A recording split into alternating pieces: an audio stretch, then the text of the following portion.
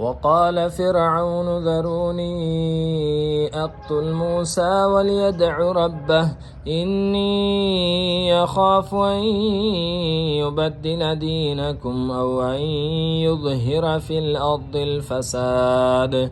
وقال موسى إني عذت بربي وربكم من كل متكبر لا يؤمن بيوم الحساب.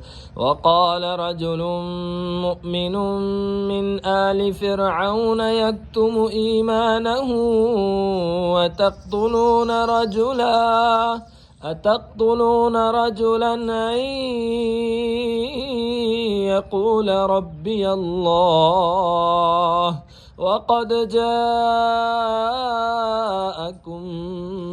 بالبينات من ربكم